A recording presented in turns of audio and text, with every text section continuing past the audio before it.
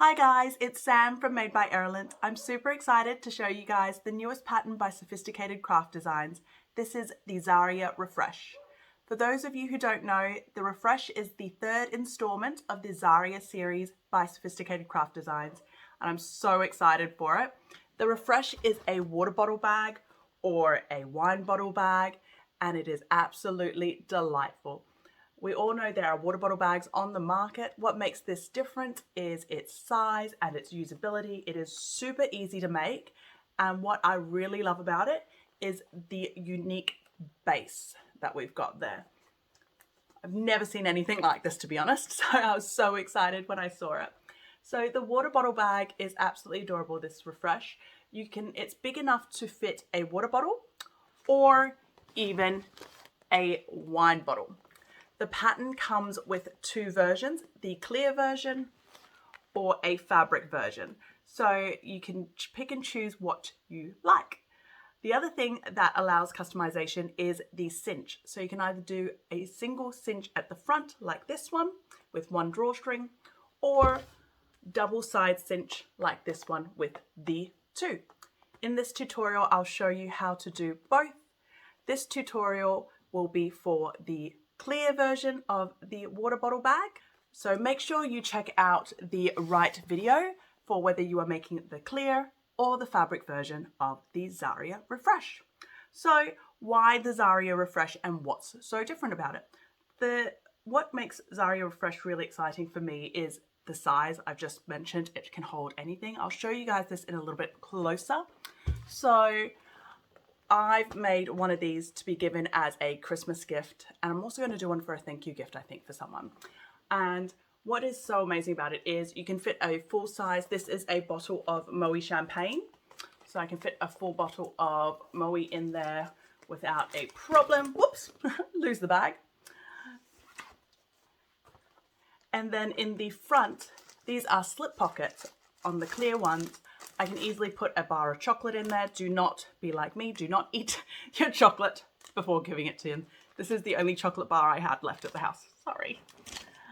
So this is also a slip pocket. So if you're using it as a gift bag, it's perfect to just add some little sweets, some chocolates, and then maybe a thank you note or a note to the person that you're gifting this to. After they receive this as a gift, they could either use this bag as a wine bottle holder on their table as a bit of decorative feature, or they can attach a crossbody strap to it and wear it as a water bottle bag. So it's got perfect functionality in mind. Now, if we move over to the fabric version, it's a similar kind of concept. Again, it's big enough for water bottle or for your wine bottle. I've got a water bottle in here. And then your pouches at the front. The pattern calls for magnetic snaps on both of these sides, and I'm able to fit my phone in there. That is a Samsung Galaxy S22, I want to say, as well as my card holder. So this could actually be my bag just to go to the park, so I can fit everything I need in there: water bottle, phone, car keys, money, and crossbody strap, and I'm good to go. One thing that's really exciting about this as well is, I don't know if you've noticed, the two strap lengths. Jassie's given us measurements for two different strap lengths depending on what you are intending to use it for. So all the maths is done. You don't have to do it, which to me is amazing. I hate doing the maths if I don't have to.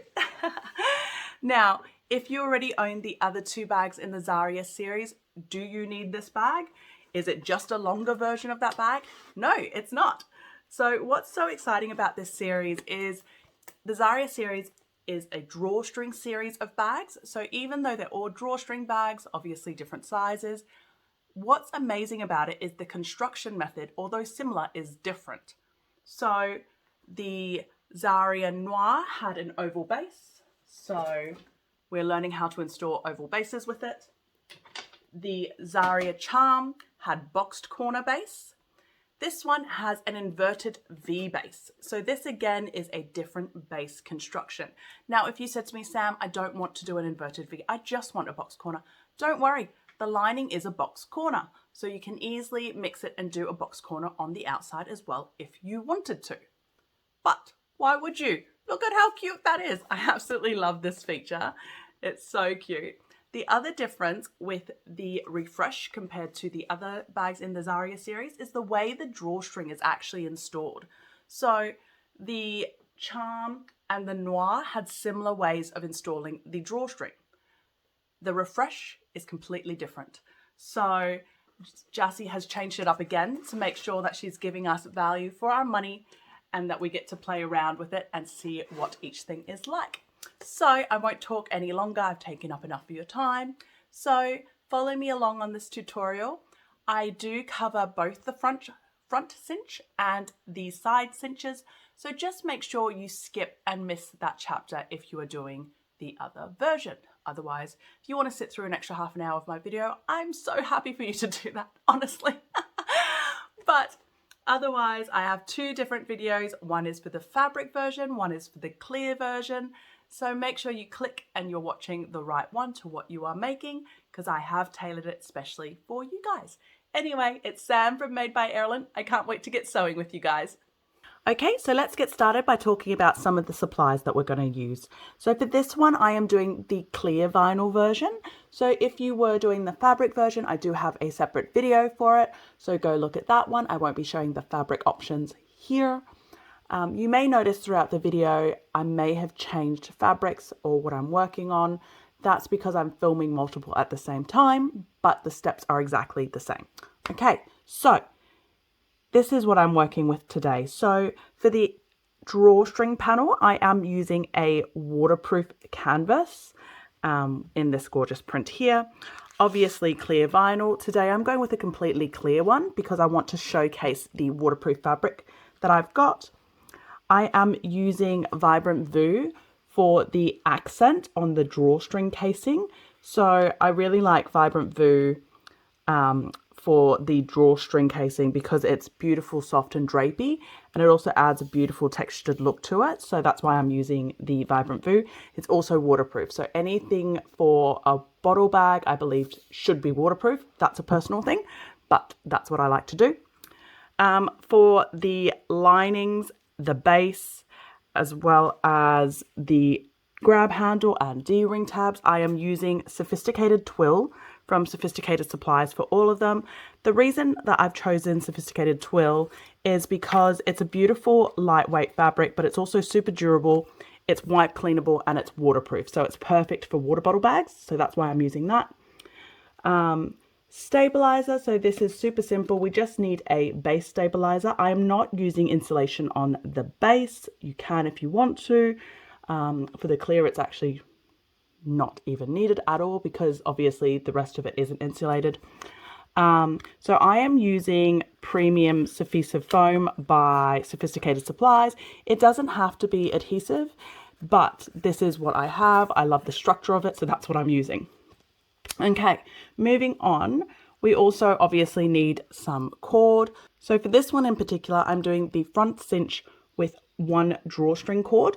I'll show both the methods in the video. So this video will show you the single drawstring cord as well as the two drawstring cord side cinch. So I'll show it all. But for this make, I'm doing the front with one drawstring cord. I also need a method of bias binding for your clear vinyl. So I am using fold over elastic.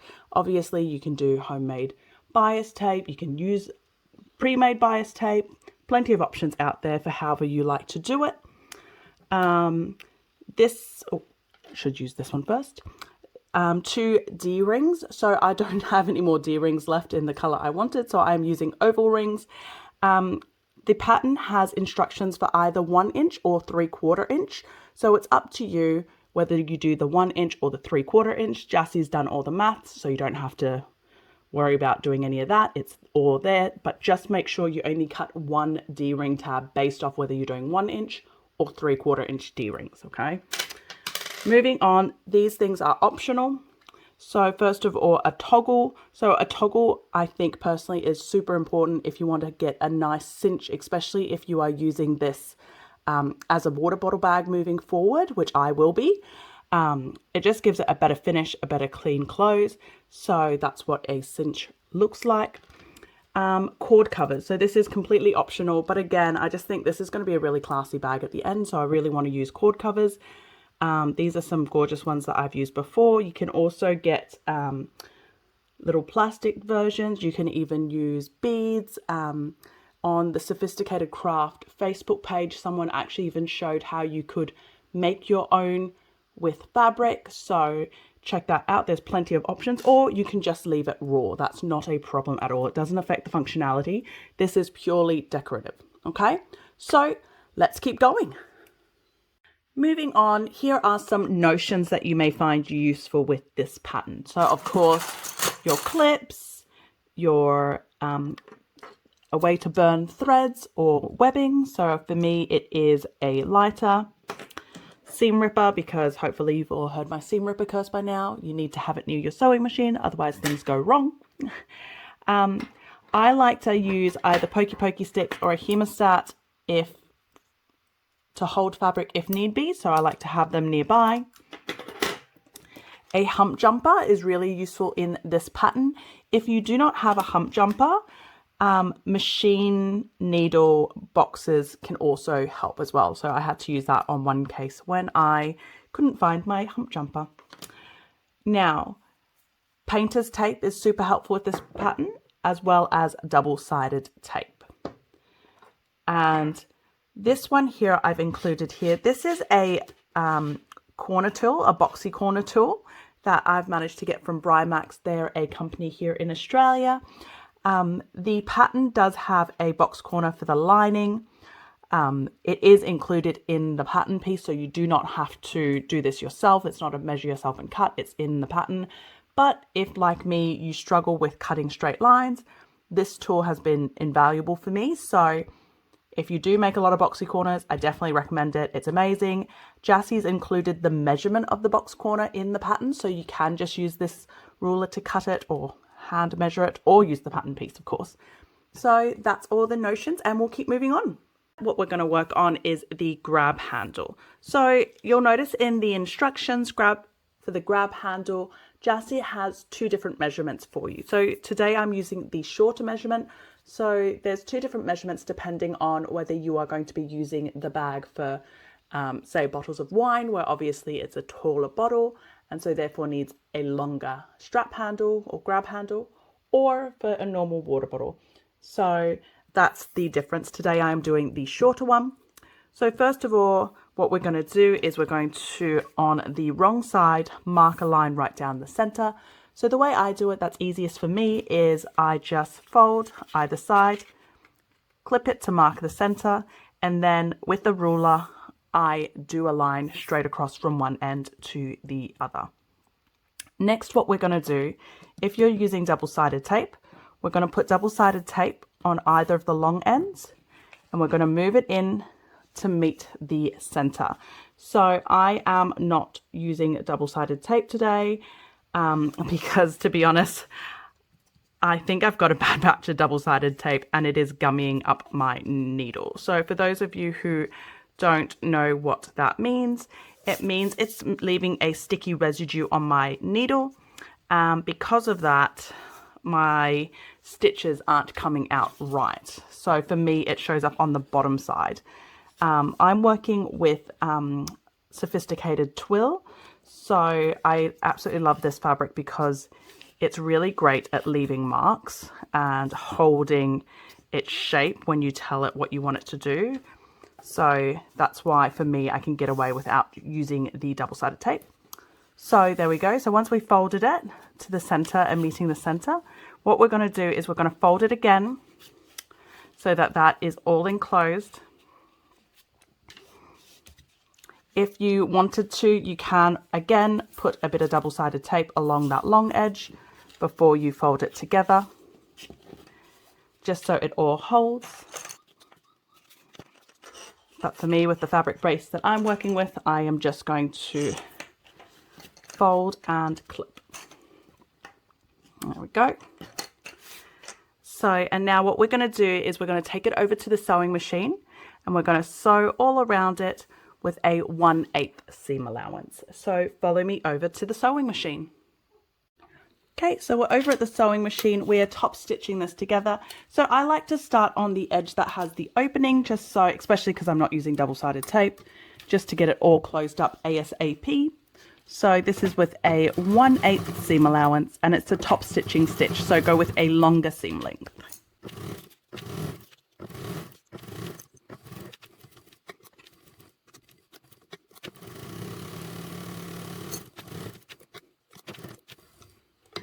Go, and that's your grab handle all done. So we're able to put that aside and move on to the next step. Moving along to the D-ring tab. So this is the D-ring tab. What we're going to do first of all is we're going to mark the center. So I've already drawn a line along the center. And then what we're going to do is we're going to put double-sided tape on either side, and then we're going to fold it into the middle. I am going to do this one because this one, the tape ends up right in the center, so it's nowhere near my sewing line, so I'm not at risk of it gumming up my needle. Again, this is only if you have dodgy double-sided tape, really. I should spend money getting better ones, but I don't. Once your double-sided tape is on, you are just folding it to meet that center line. Before you top stitch it, double check that it fits your D-ring, which it does. Now, I should have mentioned this before. In the pattern instructions, Jassy has 2 different measurements for the D-ring tab. You do not have to cut out both. One is for 1/4 inch D-rings and one is for 3/4 inch D-rings. So Jassy's just done the maths for you so you don't have to. I am using 1 inch because, to be honest, I buy most of my hardware in bulk. It works out cheaper for me, and most of the time I do 1 inch. So let's go over to the sewing machine. We're going to top stitch on both of these long ends. Once we've done that, we're going to cut it in half, insert the D-rings, and then baste the ends. But I will talk you through it over at the sewing machine. So follow me over. So moving on to the D-ring tab. So we're just top stitching with a 1/8 seam allowance. You can lift up and just go over to the other side. I prefer to just pivot and do a couple of extra stitches. Once that's done and it's top stitched, we're just going to fold that in half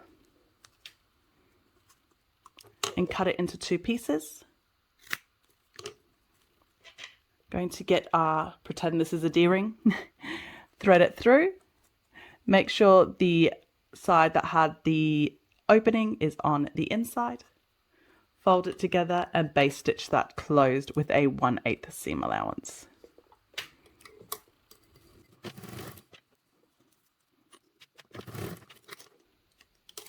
And that's your D-ring tabs all done.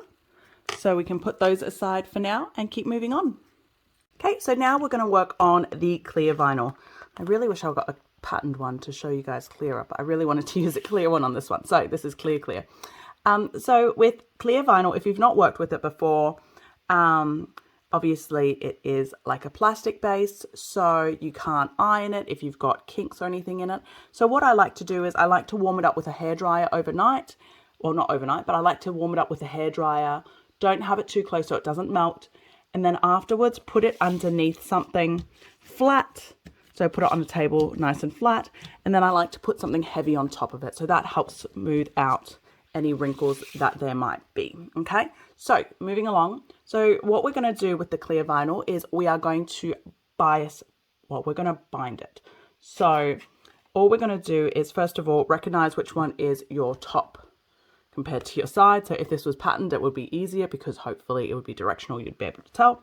So if not, just make sure you are sure which way is width and height.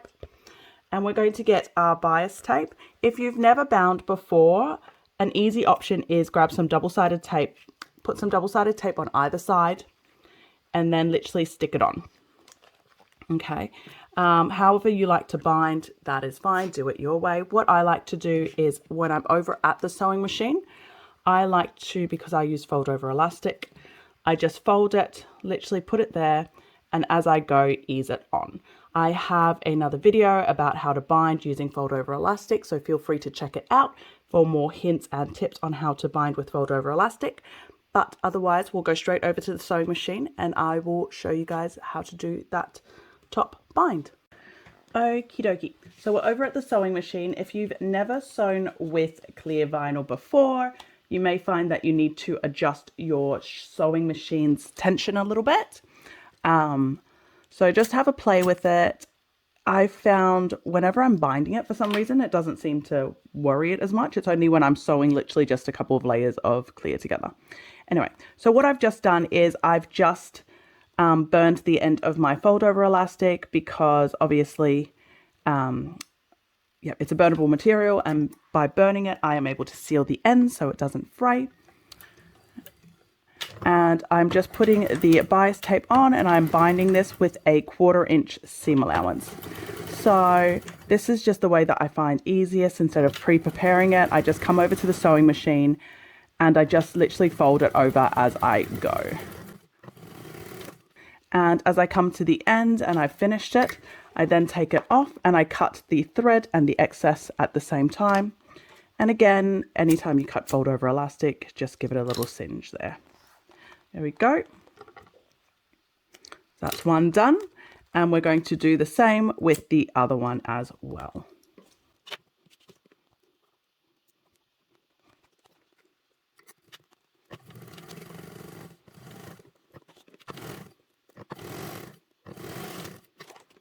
Okay, so now that we've done the fold over elastic with the 1/4 inch seam allowance, we're now going to go back through and we're going to do a second row at about 1/8 seam allowance. So this is just to really hold it all together really nicely and just make sure it's all nice and secure.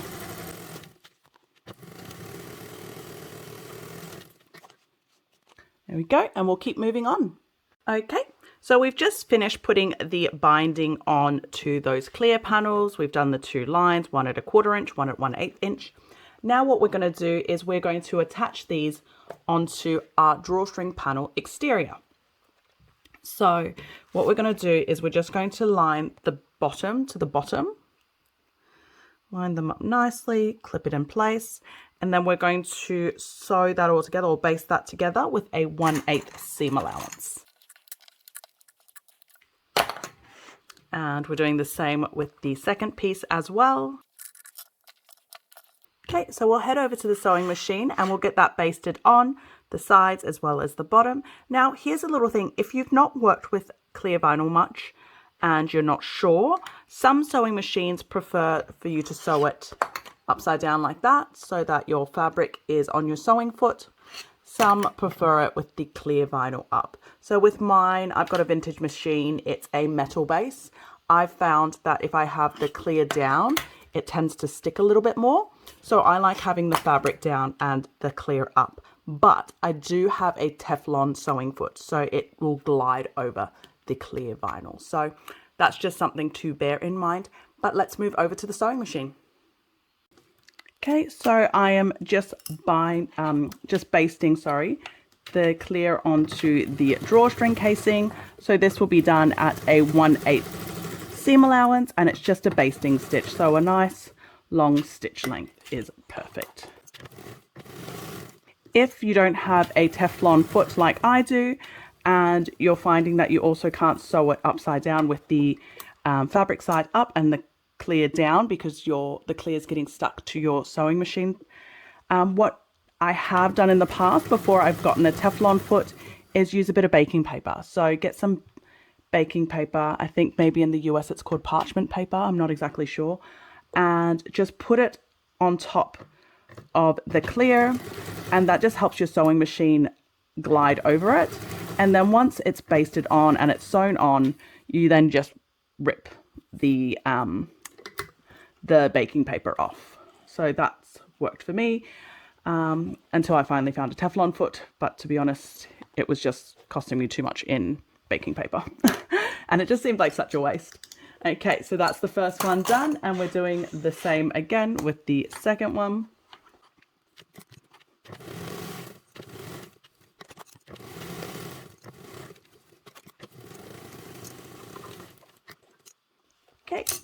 There we go, that's all done. So I'll move us back over to the other camera to give us a better view, and we'll keep moving. Okay, so we've just sewed the clear vinyl onto the drawstring exterior. So next step, what we're going to do is we're going to attach our D-rings. So let's go ahead and grab those D-ring tabs and bring them back in. And on the pattern pieces, as well as the pattern instructions, there is measurements as to where you're installing it. So I've already drawn the marking off camera. So if you are measuring it, you're measuring it from the top here down, okay? So from where your, so where the top of your bias is down. And so mine's right there. So I'm just going to clip that into place. And then what I'm going to do is I'm going to go over to the sewing machine and I'm going to base that on, just so it's all held together, okay? So follow me to the machine. Okay, so we're just basting that on, so it's just with a 1/8 seam allowance.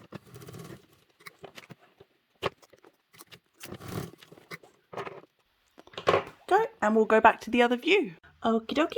So we've just basted the D-rings on. So the next step we're going to do is we are going to grab the base, the exterior base panels, and we're going to install those. So what we're going to do is we're going to install it right sides together along the base there on both pieces of fabric. Okay, and then we're going to sew that on with a 3/8 seam allowance just along that base there. We're going to open it up and then we're going to top stitch it along that clear vinyl side, okay? So follow me over to the sewing machine.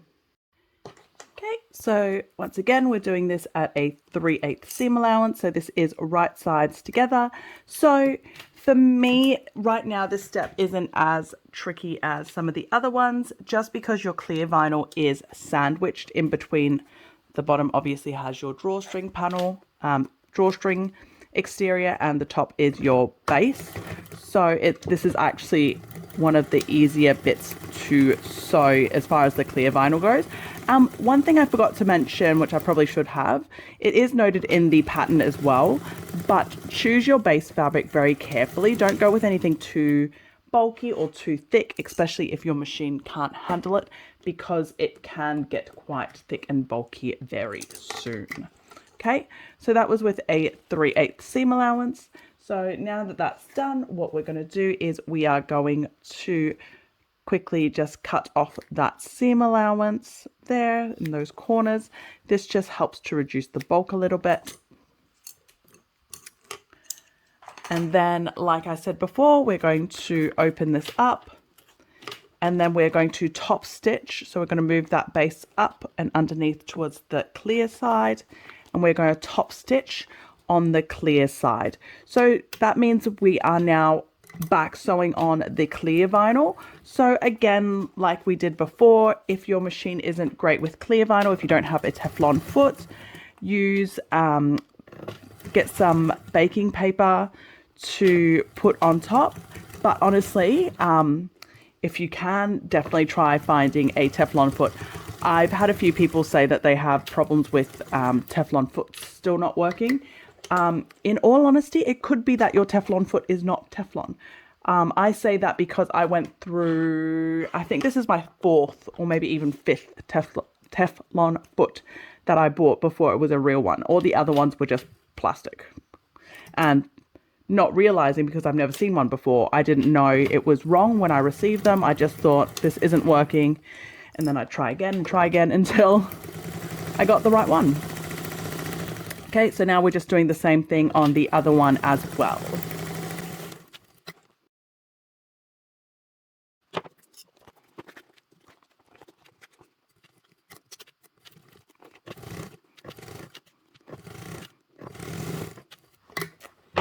Here we go. So that's all done there. Now I'm not going to change our view back to the top view because I think we can do this section just here. But I will move the sewing machine out of the way. just to give us a bit more space. So what we're going to do now that the bases are attached, we're going to match our fabrics right sides together. I like to match the seam allowance, that base seam allowance, and clip it in place. Same on the other side.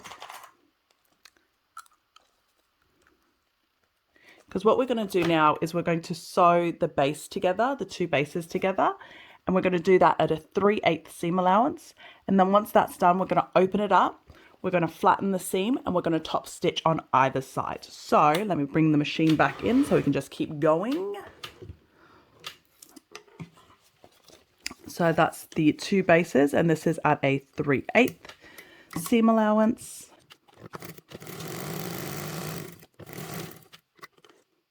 Okay, again, I am just going to trim off that corner to reduce bulk. Then I'm going to flatten the seam allowance. So because this is twill, it responds really easily. So I just like to quickly flatten it before I even open it up. And then you can open it up. Oops, sorry, I keep knocking the tripod right there. Make sure that seam is flat. And then we're going to top stitch on either side of that seam. So obviously making sure underneath your seam is flat. We are top stitching that, so that's with a 1/8 seam allowance. You'll see my finger here. What this finger is doing is I am feeling my underside to make sure that my seam, underneath, to make sure my seam is still nice and flat and lying open as it should be. And double checking. So that's one side of the seam, and then now we're going to do the second side.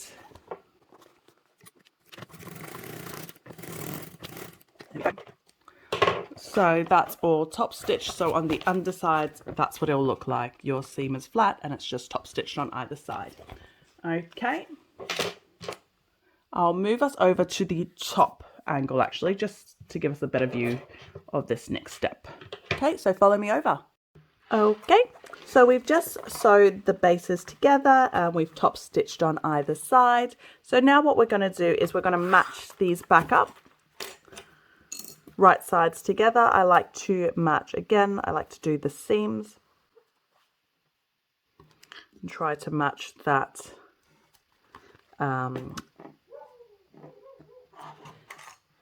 slip pocket, well not slip pocket, that clear binding together at the same spot. Okay, before I clip the bottom, what I'm going to do is I am going to slide this base in between the fabric there. So give it a little press on that center seam, making sure that where it is folded in the middle, it is perfectly aligned and it's perfectly centered. And then clip it in place. So again, make sure this is perfectly centered. I'm just giving it a little tug. And then clipping that into place. There we go. And what I'm going to do now is I'm going to take it over to the sewing machine. And I'm going to sew both sides together with a 3/8 seam allowance. Now, as I do my 3/8 seam allowance down, I am going to reverse stitch a couple times just along that D-ring tab. The reason being this bottle is, or this bag is going to be holding a water bottle, so it would be quite heavy, or a bottle of wine. I'm not here to judge. Actually, mine probably will be holding a bottle of wine, I'm not going to lie. So I'm just going to add a couple of back stitches there just to keep it all nice and tight and secure. After I do the 3/8, I'm actually going to go back in and do a second line of stitching at 2/8, at a 1/4 inch as well. So within the seam allowance, so there'll be the 3/8 and then the 1/4 inch. So what that does is it just reinforces your stitches, allows it to hold a little bit stronger. And when you see vinyl makes or clear vinyl makes, and you see stitches poking through the side, that's probably because these stitches weren't reinforced. So that's why we're doing this extra step. Okay, so follow me over to the sewing machine. Okay, so we're back over here. So this is a part where I definitely recommend using a hump jumper if you have one. If you don't and you needed to use something different, a needle box works as well. For this starting, I'm actually going to use the needle box because my thicker hump jumper, this one's a bit weird. I know most hump jumpers are like kind of like that shaped. This one's a bit weird because my normal one has gone walkabouts. I don't know where it is. So if you've never used a hump jumper before, what we're doing is, if you can see here on the side there, if I push this down, my sewing foot is at an angle. It's like that because obviously it's lower down the back and the top is quite high. So if I try to sew like that, I will cause bad stitches, and actually it might not even move at all. So by putting something behind it to keep that flat, that's what the hump jumper is used for. So this is a 3/8.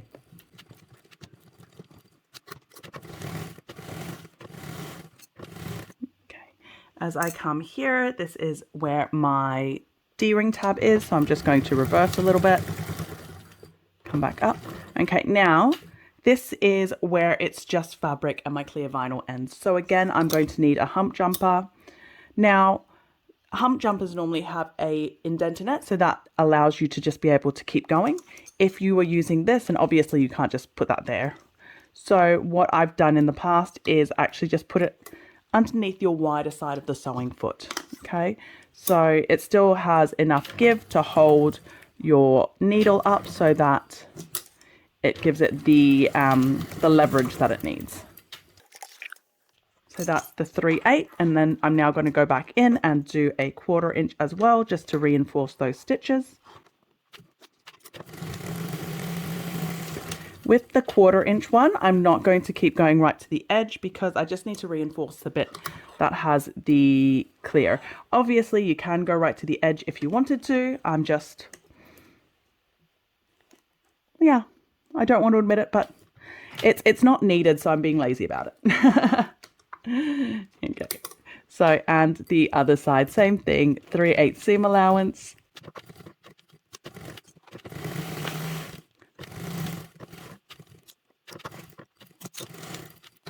Go, and then we're going in with the 1/4 inch again.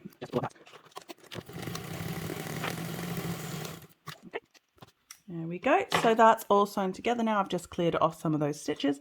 So what we're going to do is turn the bag right side out. I'll move us over to the other camera angle to give you a better view. Okie dokie. So we've just sewn those edges together. So now what we're going to do is we're going to turn it right side out. Now, if you've never worked with clear vinyl before, it is quite tough to work with. Not tough to work with, sorry. It could be quite hard depending on whether you have PVC or TPU. Mine is PVC, so what it is it's a thicker, harder to maneuver, and TPU is normally a little bit softer. Either way, I would recommend warming it up first with a hairdryer before attempting to birth it. I'm actually going to do that right now. Yep, I'm going to do that and hop back over. Okay, I'm back. So it doesn't need much, just a quick little blast of heat, which is what I've done. And now I need to move it quickly before, obviously, it cools back down again. So I'm literally just turning it right side out.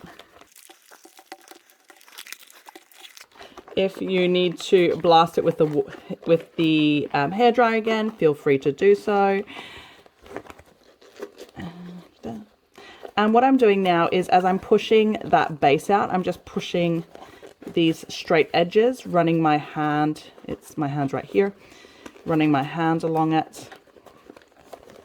Okay, and so that's turned. And now what we have to do is sort that base out, because obviously this side looks pretty good. That triangle isn't perfectly done, but that doesn't look too bad. That line links straight up to that one, so that seam links straight up, so that's beautiful. Obviously this side, not so much. So what we're going to do is we are just going to maneuver that seam until it lines up in a straight line over here. So I just pull that a little bit, make sure that's all properly lining up.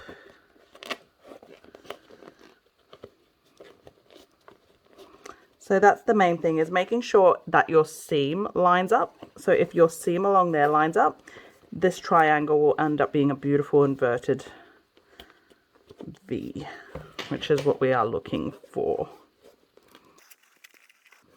Go.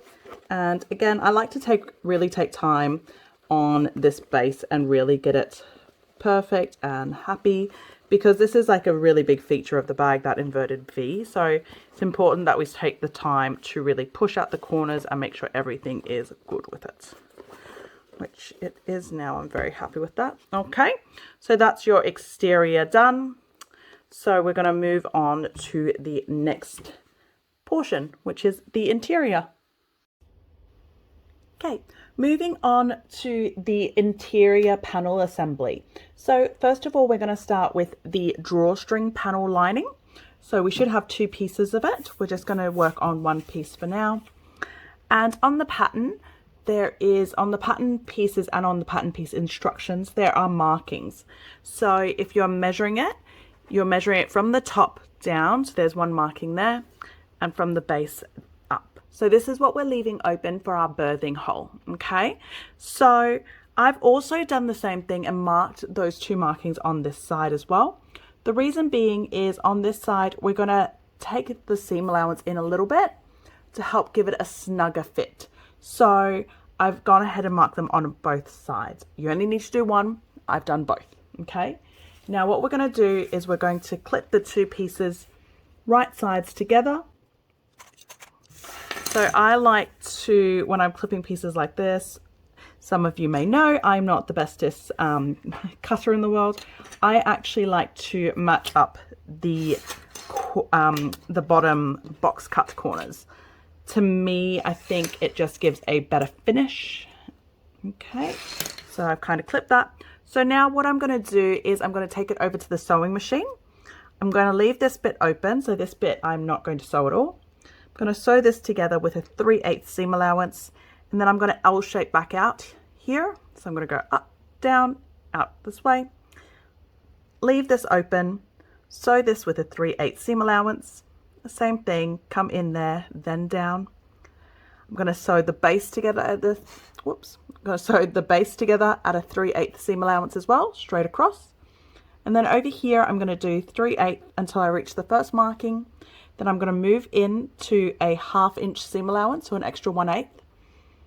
And then when I get to the top marking, I'm going to come back out to 3/8 and finish on a 3/8 seam allowance. So follow me over to the sewing machine. Okay, so first of all, we're going to start on the side that has the opening. So again, we're doing this at a 3/8 seam allowance, and we're just sewing down to that first marking. When we get down to that marking, we are going to come through and sew along to the edge here. Now, it doesn't matter if you're slightly over that marking. That's just a birthing gap. So, but Jassie's just given us the measurements of the birthing gap to make it easier and to let us know exactly where's a good spot to place it, I guess. Okay, and then we come down so we don't sew that whole section there. Come down to the next marking and we're going to start sewing there. Again, I'm doing the L shape like I did on the top. So by doing this L shape, it just helps with birthing and finding the spot, I guess, that you're supposed to turn the bag in at. So that's just like a little hint and a tip that Jassie's given us in this pattern. Okay, now the base, again at 3/8. And then the other side. So this side, we don't have to leave the gap. You can see I've still marked the marks. And like I said before, the marks are to let me know that that's when I am changing my seam allowance. From here, I'm at 3/8. I'm going to take it in now to a 1/2 inch. And then as I reach the second marking, I'm coming back out to 3/8. Okay, so we've just sewn this piece together. We've done this side, left an opening. This side we've sewn with the extra seam allowance in the center, and the base is all sewn. So now what we're going to do is we're going to box the corners. So if you've never boxed corners before, it's super easy. All we're doing is matching that side seam with the base seam, and the same on both sides. So here we go. What we're going to do, just going to open it up first of all, flatten that. match the side seam to side seam and open those seam allowances.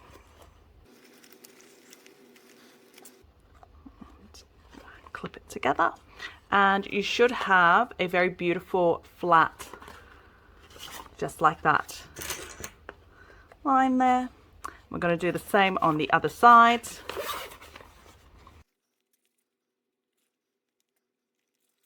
Okay, and what we're going to do now is we're going to take it over to the sewing machine, and we're going to sew those two boxed corners with a 3/8 seam allowance.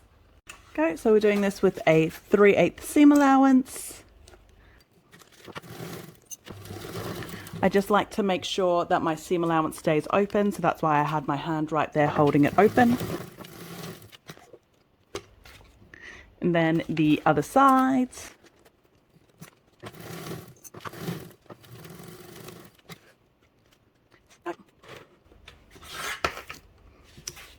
Now that is your interior lining done. So we're going to put this piece aside and we're going to move on to the next step. Okay, so we've just finished the lining, so now we're going to move along to the drawstring casing assembly. So this is for the front cinch with 1 cord. If you are doing the side cinch with 2 cords, jump to the correct chapter, but this is for the front cinch with 1 cord. Okay, so first of all, we're going to transfer some markings across. They're on both the pattern pieces and the pattern instructions. I've already done it. So if your piece is directional like mine, you are drawing your first marking from the top down and the second one from the bottom up. Okay, so your top one is a bigger one and your bottom one is a smaller one, and you're doing that on both sides of the short edges. Okay, so once you've marked those two, grab your drawstring casing lining, and what we're going to do is we're going to match them right sides together. Okay, so if you are working with directional fabric for both pieces, then this one is obviously, this is the right way up. Your lining piece would also be facing that way up, so you would be matching the top to the top. Okay, that's what we're doing, the top to the top. So when this is opened up, the lining piece would be upside down and this would be right side up. Okay, so we're going to match these two pieces right sides together. Okay, now double check that the side that you've matched up is the side that has the bigger gap. So the bigger gap before you have that marking, yeah? And we're going to sew this together with a 3/8 seam allowance. So follow me over to the sewing machine.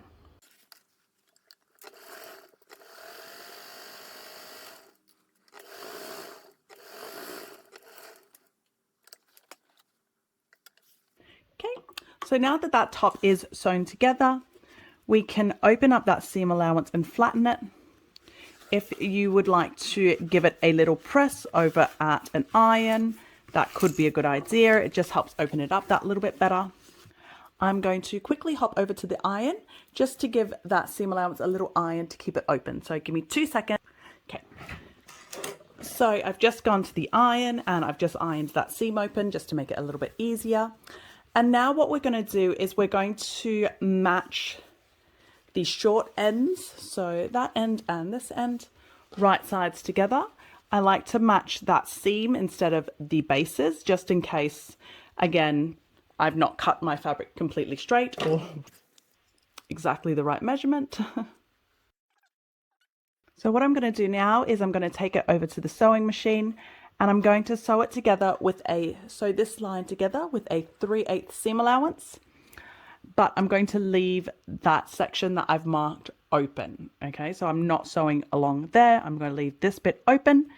So start, stop, leave that open, start, stop. Okay, so I'm going to move the sewing machine back in. And this is at a 3/8 seam allowance.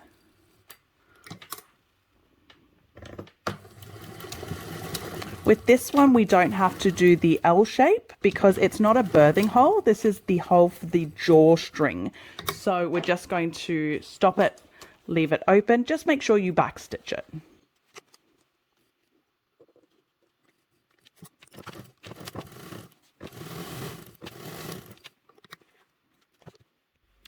Okay, so that's all sewn together. So this next step might seem mundane, but after doing a few drawstring bags, let me tell you, it's needed.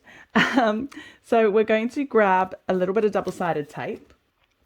And what we're going to do is we're going to put some double-sided tape just along there where our marking is and the opening is.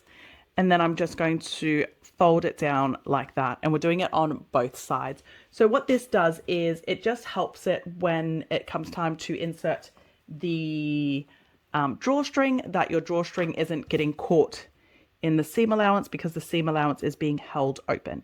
If you do not have double-sided tape, you can use fabric glue as well, but definitely find some way to do this.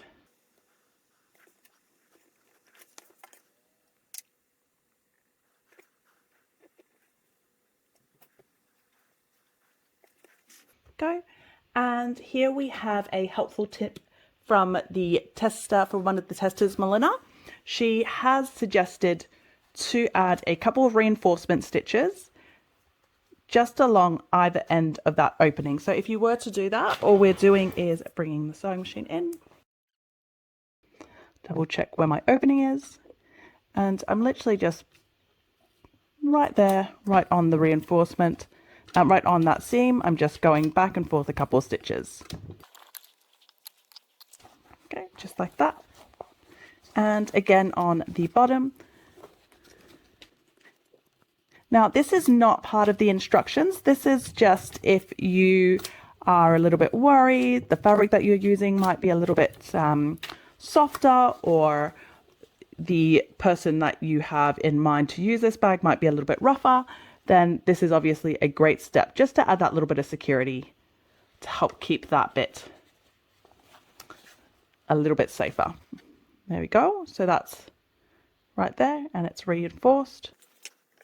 Okay, so next step that we're going to do is we are going to fold the fabric wrong sides together, matching the long edges together. So I'm going to open up this seam, match that up like that.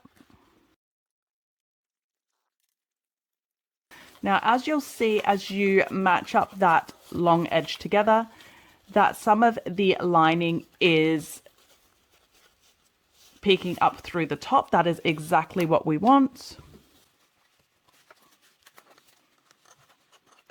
So we'll have something that looks like this. And what we're going to do is we're going to baste this long edge together. So just to hold it all in together at one spot. So move the machine back in. And we're basting, so it just needs to be a 1/8 seam allowance.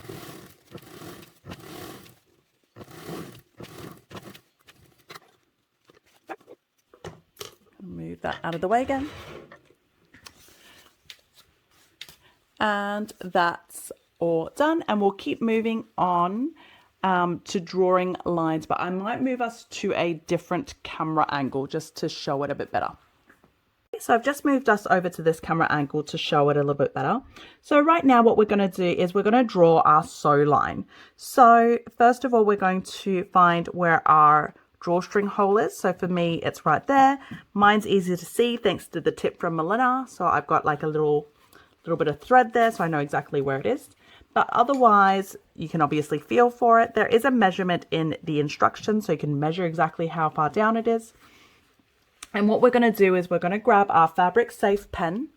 I'm going to grab our fabric safe pen. So this one is a heat erasing one. So those of you know, I don't tend to use pens, but fabric pens. If you don't want to use fabric pens, you don't like fabric pens, and you wanted to do a different option, you can use sew lines. I made pretend sew lines on my sewing machine when I did the Xaria Noir as well as the Xaria Charm. So have a look at that if that's an option for you that you'd rather do. But otherwise, grab a fabric safe pen, and I'm just going to literally draw a line that's straight right where that spot is where my cord opening is.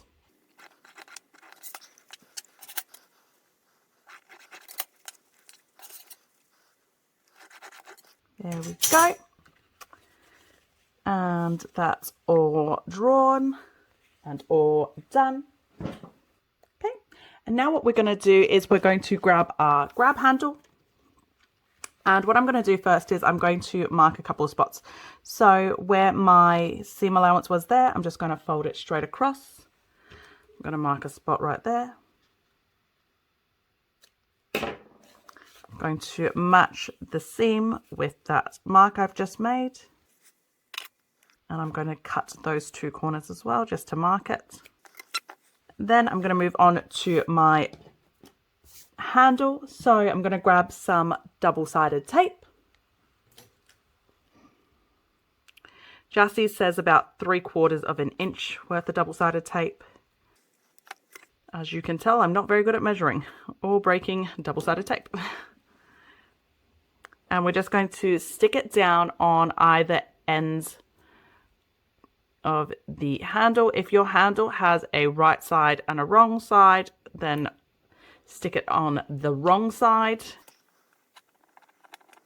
Now I'm going to turn my drawstring casing inside out. So my lining is now facing outwards. I'm going to get my handles and I'm going to stick the handles matching the center spots that I marked. So that is obviously the seam that I've got. So the other two that I've done here. So matching that to that center point on the bottom there, bring it across over the top and then to the other side as well. Okay, and now that that's stuck on, I'm going to go over to the sewing machine and I'm actually going to sew along that line that we drew before. So I'm going to sew as a loop like this, and I'm going to start where the grab handle is, just so that it has less chance of movement before I get to it. I also like to just put a clip on the bottom and the top of the grab handle just like that, just to help keep it all in place. I know I've got double-sided tape on it, but it just makes me feel a little bit more secure. Okay, so follow me over to the sewing machine. Okie dokie, so we're over at the sewing machine. So again, like I said, I am going to sew along that sew line.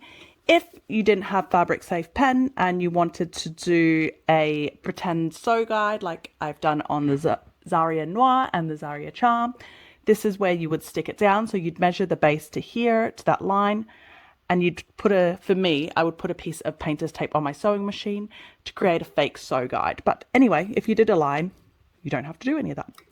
So what we're going to do is we're going to start at the grab handle, and we're actually going to do a couple forward and backward stitches just along that grab handle, just to hold it in a little bit better, because obviously this is going to be holding a bit of weight, whether it's a wine bottle or a water bottle.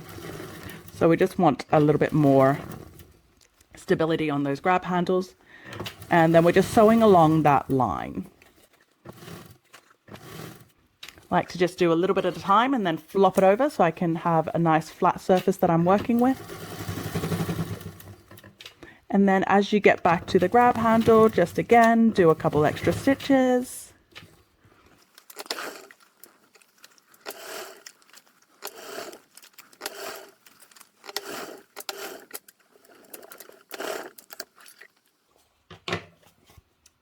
Okie dokie.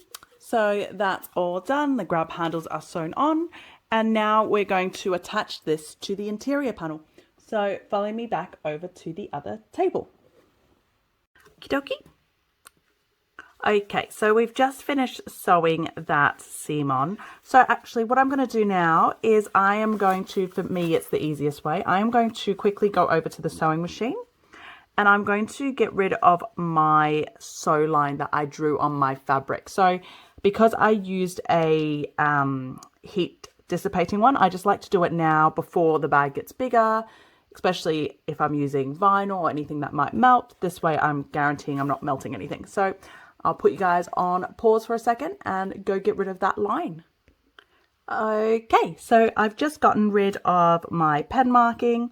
So what I'm going to do now is I am going to turn this back around so that the drawstring casing lining is facing up and the accent is on the inside. And then I'm going to grab my lining piece and I'm going to match them together with the handle towards the seam. And the handle is sandwiched in the seam, and I'm matching that handle to the side seam. And same on the other side, handle to the side seam.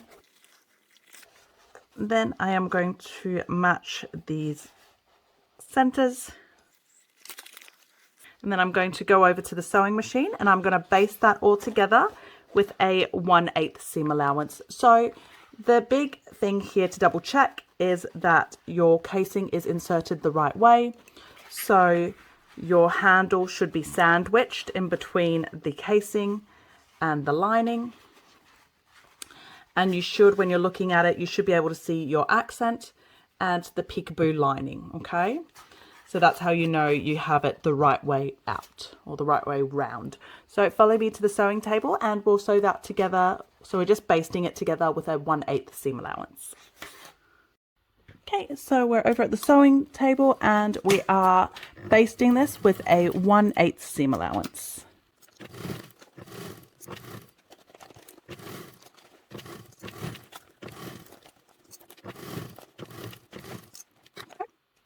And we're going to move on and keep going. So we've just finished putting our lining together. We're going to move on to the cinching. So there's two ways of doing the cinching with this pattern. There's the side cinch with 2 cords or the front cinch with 1 cord. So right now I'm going to show you the side cinch with 2 cords. I will also show you guys the front cinch with 1 cord. But if you wanted to do the front cinch with 1 cord, skip to the next chapter so you're not wasting time watching this. Or watch it. I appreciate the watch time. So right now, again, it's the side cinch with the 2 cords. Okay, so first of all, we are getting our drawstring casing accent pieces. So there should be 2 of them.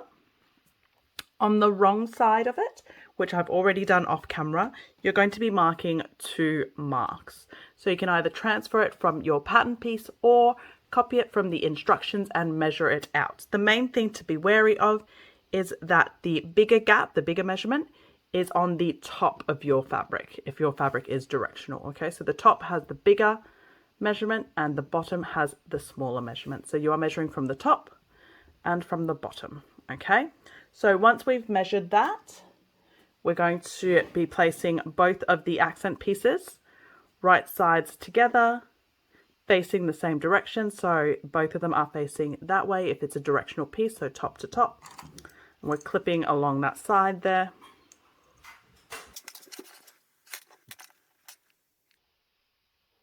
And what we're going to do is we're going to sew one side together. So I'm going to sew on this side. We're doing a 3/8 seam allowance. So we're going to sew until that first mark, stop sew, start again at the next mark and go on. So follow me over to the sewing machine. Okay, so we're at the sewing machine. So this is with a 3/8 seam allowance. Again, we're just going to that first mark and then we're coming back, making sure that you do back stitch as well, just to hold those stitches nice and tight. And all done. So again, just to show you guys, so from the top down to the first marking and leaving that bit empty, and from the second marking down to the bottom. Okay, let's keep moving on. Okay, so we've just sewn that side together, so we should be able to open that up. I just like to open it up a little bit like this, just give it a little press. It's just a preference, doesn't have to happen. And then what we're going to do is we're going to get our drawstring casing lining. Okay, so first thing I like to do is I like to line up my drawstring casing accent against my lining. So if for whatever reason they are not the same length, like you can see mine is slightly longer, it means that either your seam allowance here was wrong or you've cut it wrong. Knowing me, I've cut it wrong. So quick fix is to find the center point of the lining, which is what I'm doing right now. Match the lining center point to that seam, and then I'm going to trim off the excess on either end. So what this allows me to do is just make sure that they are exactly the right length before I start, and it just makes everything that little bit easier as we move on. As you can see, it's only a tiny bit different there, but it's enough to annoy me. So I'm just going to quickly draw where I am cutting and trimming.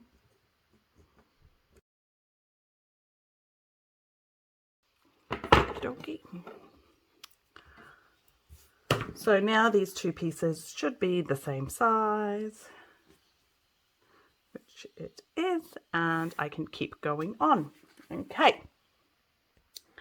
Okay, so if we're happy with it and it all measures the same, next what we're going to do is we're going to match the top long edges together, and we're going to do that right sides together. So that's my accent piece, which is why it's shorter, and I'm just matching that center to center.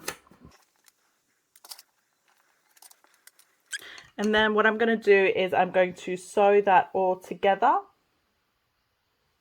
I'm going to sew that together with a 3/8 seam allowance. So follow me over to the table. Okay, so we are at the sewing machine. So we're just sewing those together with a 3/8 seam allowance. In case I didn't mention it before, it is top to top. Okay, so if this is a directional print, you are sewing the tops together. Now, as I get to this section here, this is where my seam is. So I'm just making sure that my seam stays open and is flat.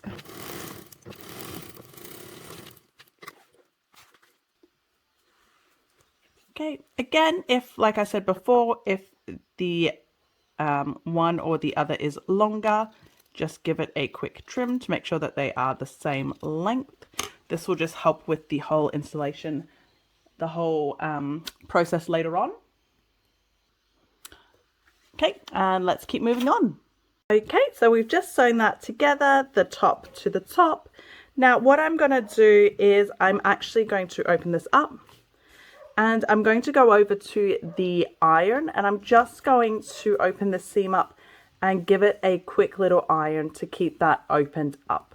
So just give me 2 seconds. Okay, so I've just ironed that seam, so that's now all opened and flat. What we're going to do now is we're going to match the two short ends together, but the fabric will be right sides together. So just like this, I like to match again that seam there first. And then what we're going to do is we're going to go over to the sewing machine. We're going to sew it together with a 3/8 seam allowance. But those marks that we made earlier, we're going to leave that bit unsewn. So again, we're sewing that, stopping at the first mark, stopping, starting again at the second mark, and going all the way down with a 3/8 seam allowance. So follow me over to the sewing table. Okay, so we're back at the sewing machine, and like I said before, we are doing a 3/8 seam allowance, and we're stopping on those markings, making sure to backstitch.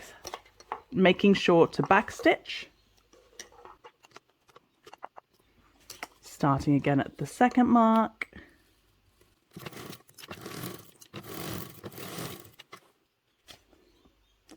There we go, and that's all sewn together, making sure that we left that gap open there. And let's move back over and keep going. Okay, so we've just sewn that all together, making sure we left that gap. So now what we're going to do is we're going to get some double-sided tape. Now this step might seem trivial, but it is super important. I didn't do it in one of my first Xaria charm makes, and it yeah, it was not fun. So what it is we're just putting a little bit of double-sided tape right at that opening along the edge, and then we're pushing it back just to hold that seam open. And I'm doing it on this side as well. Jassie's also suggested if you don't have double-sided tape, you could use fabric glue as well. That's another option there. But just make sure you do this. So the reason why is when you're threading the cord through, if this seam isn't open and holding nicely, your cord could get tangled and stuck, and it's not fun. It's not a nice thing to happen. So obviously this side I had ironed it, but I'm still just going to put a little bit of double-sided tape there just to make it easier.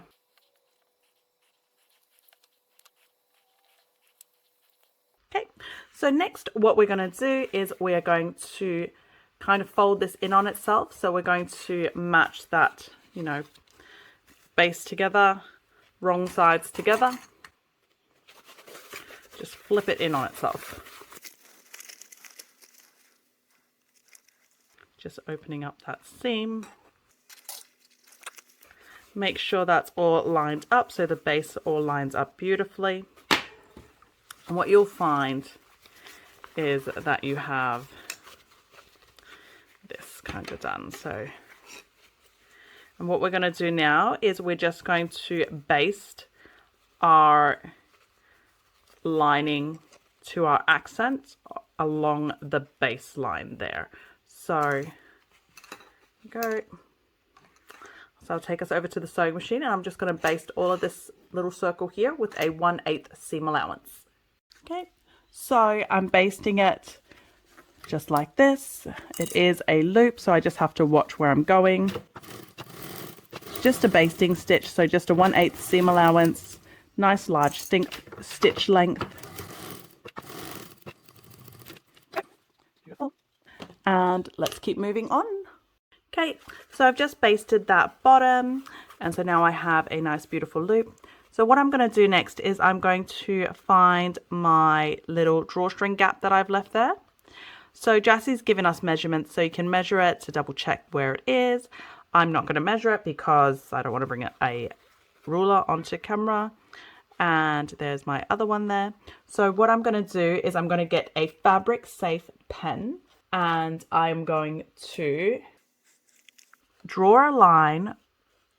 There we go. So that's it right there. I want the top edge of the opening there. I'm just going to mark that here for myself. And I'm going to do that on the second bit there. So that's my opening there. So again, this is a fabric safe pen. So make sure you're using a fabric safe pen, okay? It's super important there.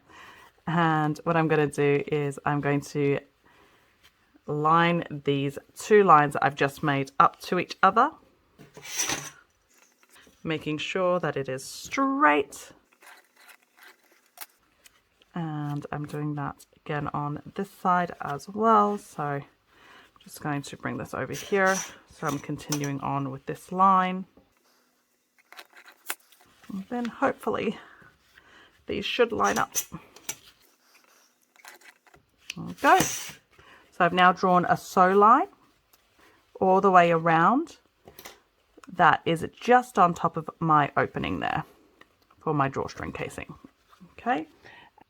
Now, in my Xaria Noir and my Xaria Charm video, I showed how if you don't want to draw on your fabric, there is ways around it by creating your own sewing sew guide on the sewing machine using painter's tape. So you can do that as well for this. So just make sure you know your measurement. Go check out my other videos if you wanted to know how it was done. And it's literally just about putting a bit of tape down on your sewing machine and using that as your guide instead of drawing lines on the fabric. Okay, so moving on. We are going to go grab our grab handle, bring it back inside. Now, if there is a front, like a top or bottom of your grab handle, we're going to work with the bottom bit up. I'm going to grab some double-sided tape. Jassie has a measurement on there. She says roughly about 3/4 of an inch. I don't know if that is roughly 3/4, but that's what I'm going with. And we're just putting them on the just on the long ends there of the fabric. Then what I'm going to do is I'm going to turn this the wrong way round. So this is my accent.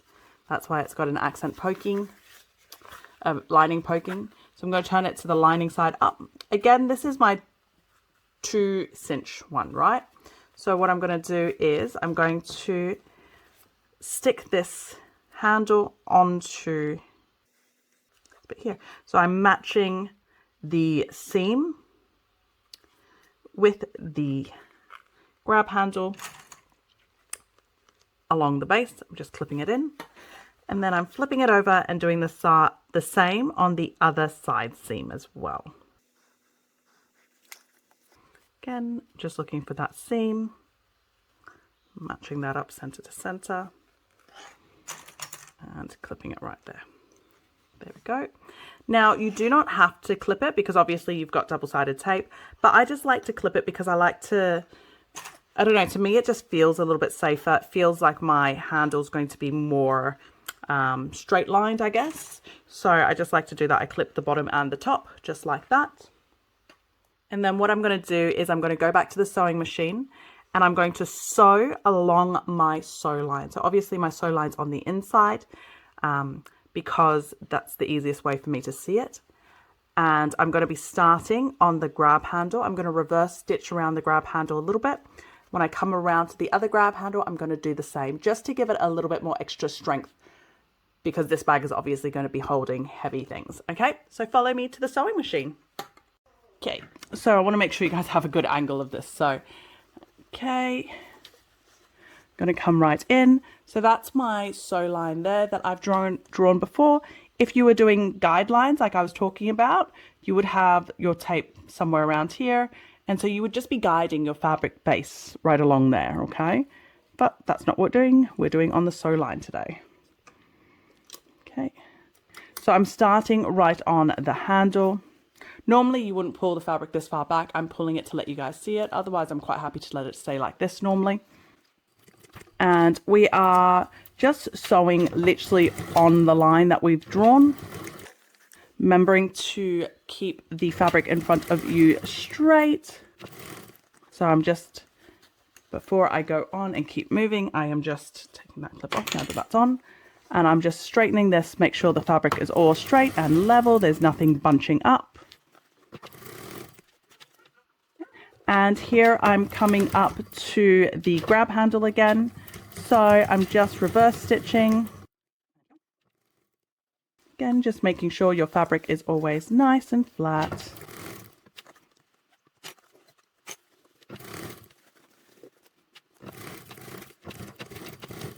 There we go.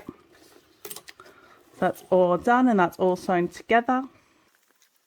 What you'll see now, if you turn it right side out, is that your grab handle is sewn on, but also that you have a line of stitches right on top of your drawn line. Now I'm going to meet you back up on the top view, but before I meet you guys over there, I'm just going to go take this over to my iron just to get rid of the pen line. So mine is a heat erasable pen, so I'm just going to go and give it a quick little heat and get rid of it. Okay, so I'll meet you back at the other view. Okay, so we just finished sewing that line there. I've just also ironed off my pen mark because it's a heat pen. Anyway, so now what we're going to do is we are going to finish the internal assembly. So we're bringing the lining piece back up. What I've already done is I've already marked all the center points on my lining. So you can see there and there. All I've done is match the 2 seams and cut there. And I've done the same on here as well. Again, just match the 2 seams and cut. So what we're going to do first of all is we're going to turn this piece inside out. There we go. So the lining side is facing up or facing outwards. And we're going to put it inside the lining. So the lining is still wrong way out. So this is inside. Yep. I'm flattening that seam. And I am matching the side with the grab handle to that seam to the side seam, I should say, sorry. And then doing that on the other side as well. So grab handle to the side seam. Then also matching up these center points. Before we head over to the sewing machine, I just wanted to get these steps double checked. So obviously if you followed me how I put it together, you'd be fine. But just to double check, your grab handle should be sandwiched in between the lining and the casing. When you look inside, you should see the peekaboo, so your lining and your accent, and that's how you know you've definitely got it the right way around. Okay, so follow me over now.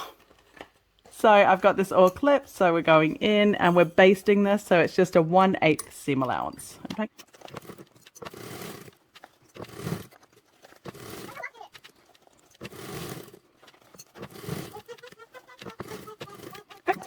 And that's all done, so let's keep moving on. Okie dokie, so what we're up to now is that we've just installed that inside into the drawstring casing into the lining. Obviously the footage that you watched is of a different color, a different make, but it's exactly the same. Okay, so I'm now going to place this together. So we're up to the final assembly. So now what we're going to do is we're placing the external into the lining. We're going to match the seam to the seam. So you might find that you're getting stuck when you're putting it in because of the grab handle. So just move the grab handle out of the way. The lining is also shorter, so you will have to push and shove a little bit. That's completely normal. And we're matching our seam to seam. And then if you mark your centers, you're then marking you're matching your centers.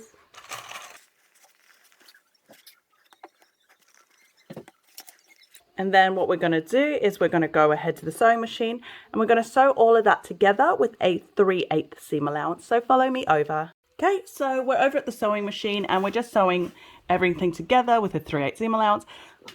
You'll see my external's quite baggy. It does all fit perfectly. It's just that material's a nice soft material, so it just makes it look a little bit more baggy.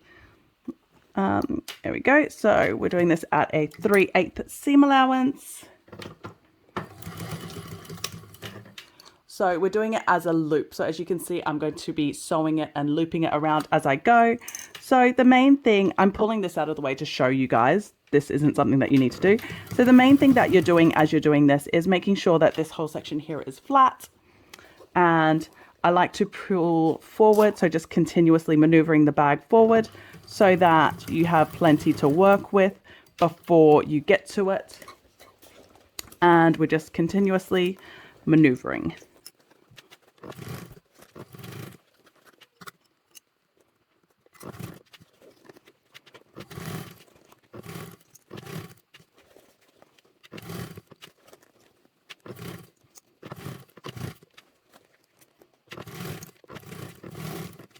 There we go. So that's all done. So if we're happy with our stitches, we knew we did a good job, then we are going to go ahead and birth it. So follow me over to the other view.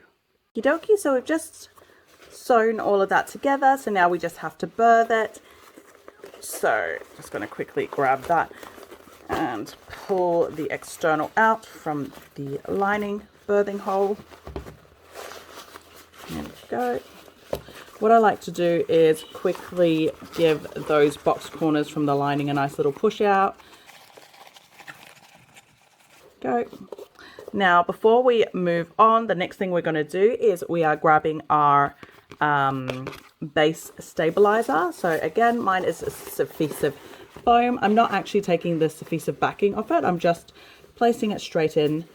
And the main thing that we're doing here is we are just making sure that we're putting it in underneath the seams so that the base stabilizer is the thing that's actually right at the base of the bag. So that's what I'm feeling for right now. I'm just making sure I'm putting it in the perfect spot and all the seams are on top of it. There's nothing underneath. Beautiful. Once that's done, I'm going to go ahead and we're going to close up that birthing hole.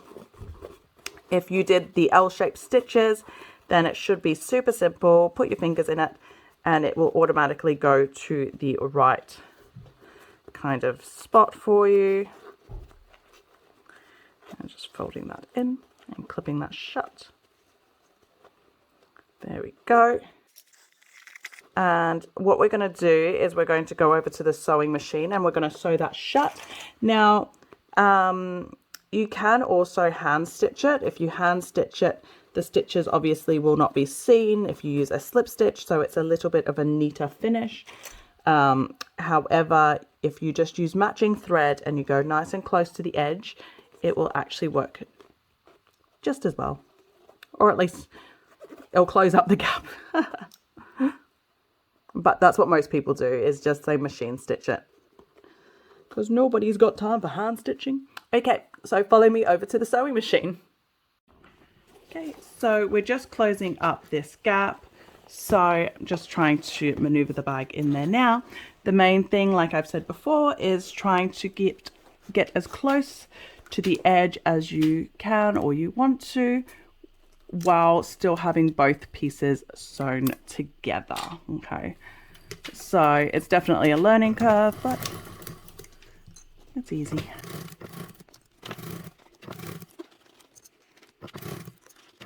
There we go. So that's all closed up now.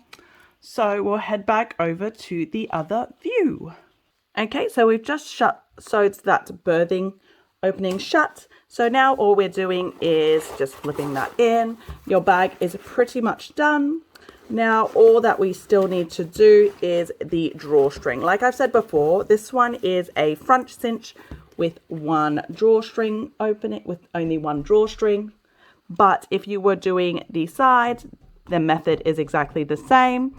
If you needed to, or if you wanted to see one done with the two drawstrings, go check out my video on the fabric version of the Xaria Refresh, because I did use two drawstrings and the side cinch on that one. Okay, so back to this. So next thing is threading the drawstring. So depending on the material of your drawstring, give it a good singe on the ends there.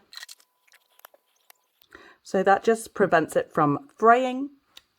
Okay, and then next we're going to thread it through. So whichever opening you're threading it through, it's going all the way around the bag and coming back out. So obviously if you're doing the side ones, it's going in this way. It's not coming out on that one. It's going to keep going through until it comes back. Okay, but this is a front one with only one cord. Now, if you didn't have any special cord supplies, you are able to just use a safety pin. So you can clip a safety pin through the cord and then just slowly thread it through. After making a few drawstring bags, I relented and I grabbed one of these things. I just got this off Amazon in Australia. I believe it's available in Amazon US as well. It's just a drawstring threader. It's just a drawstring threader kit. I can't say that word. I like to use this one for the front cinch, and they have this little one in here, and I like to use this one on the side, but I guess it's just pick and choose what you like to do. So with this, all I do is I thread this all the way through the bag. Go until it comes out the other end. And then all I'm doing is I'm getting one of the cords, threading it through one of the holes. It seems to be one is larger than the other. I don't know if that's just me thinking it is, but that's what it feels like. And then I pull the back so that this goes back in through it. Ta-da!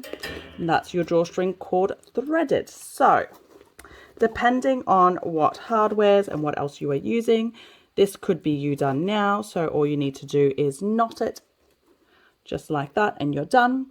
Now I am using toggles and I am using a cord cover. So what I'm going to do is I'm going to put the toggle on first. So I identify which rope came out of which side and then put them on the respective side toggle holes. Okay. And then for me, it's easier if I just cinch this shut right now. There we go. Okay, so that's the toggle on. So now I'm going to move on to the drawstring covers. So what I'm going to do is I'm going to first put it in. And then with this style one, I can't actually knot it because it doesn't fit. So what I do, or what works for me, is I grab a little bit of painter's tape. Again, I told you, painter's tape. It's super useful. And I'm going to wrap these two together. Then I'm getting the base, putting the base on and attaching it, clamping it down, making sure it's nice and tight and secure. And then I just pull this back down. And what that should do is lock this all in place, and the cords and the cover. And there you have it. So that's that all done, and she's ready to be used. Go! And there we have it. That is our Xaria Refresh in the clear or finished. I hope you guys had fun today. I know I definitely did. I've already sneakily added in a bottle of gin in there. So if anyone wanted to know, yes, gin also fits in it. I did say this is a present for someone, okay? Anyway, so this is the Sewfisticated Craft Designs Xaria Refresh in the clear. If you wanted to check out the fabric version as well, please make sure you do. If you don't already have the pattern, please check in the description. I have affiliate links in there. I do get small payouts from affiliate links if you guys do purchase from me. So if you do, thank you so much. I really do appreciate the support. If you have any questions, suggestions, feedback, please leave me a comment. I will respond to them. Sometimes I'm slow, but I definitely will respond. And if you haven't already, please subscribe to my channel. Again, it's Sam from Made by Erland. I've had a great time sewing with you guys. I'll see you next time.